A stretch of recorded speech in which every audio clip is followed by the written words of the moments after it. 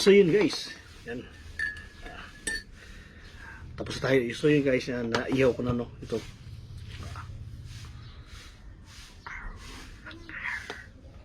So yun guys, ihaw na natin yung ating huli kagabi.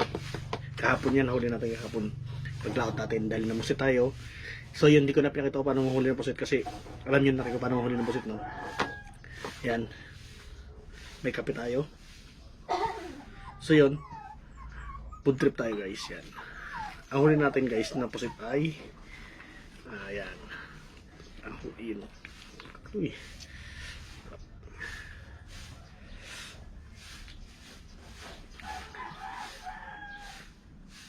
Huli nating pusit ay 15 kilos.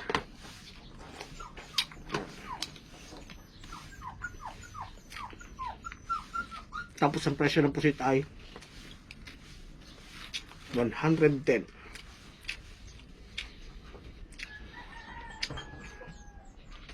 Kaya medyo kung maganda-ganda yung ating kinita. Yan.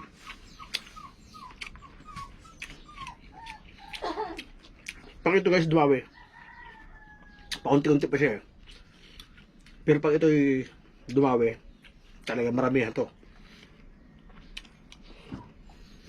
Hindi lang tayo makachimpo sa payo na sagana laman. Pero pag nakachimpo tayo ng payo na sagana laman, parang kamiasen guys na dikit-dikit. Halos lahat ng kabil may laman.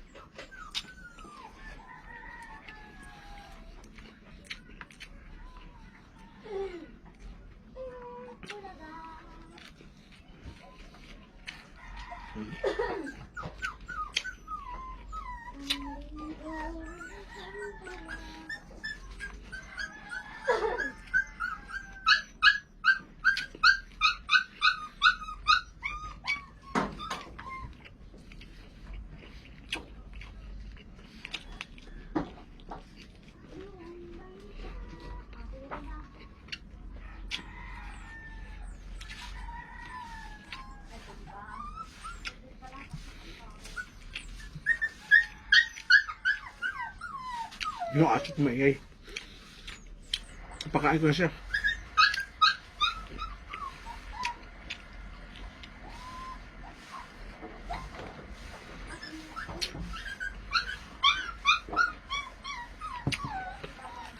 Iba talaga ang ano,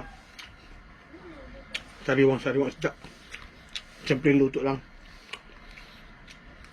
ihaw lang, malasa. Hindi na ako nag ano mga sausawan na maraming chichiborching sausawan. Kasi malalasahan natin doon, sausawan na lang.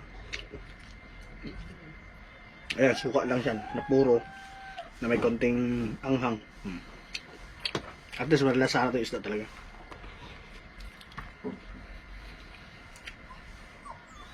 Kasi kung maglalagay pa tayo ng mga chichiborching na mga ano, sausawan, so sabi naman sa natin, hindi isda. Sarap yung ganito. Simple lang.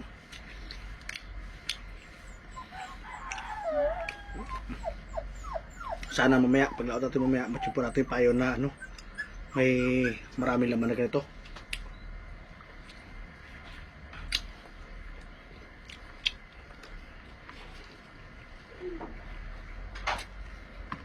Nakaraan, presyo na ito nakaraan 50 lang. Maabot pa kami sa 40. Ngayon ang presyo ito 100 din. Sumaboy na sa pusit. Kaya umakasin pa tayo ng maramihan to. Ayos. Tapos yung kasama natin kahapon,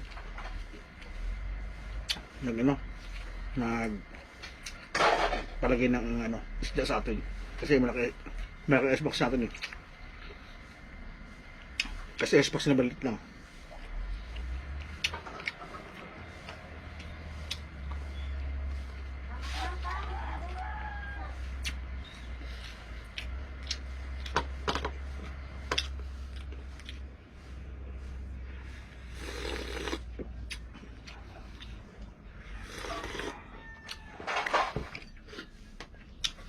So yun guys, kita-kits tayo sa susunod na videos, no?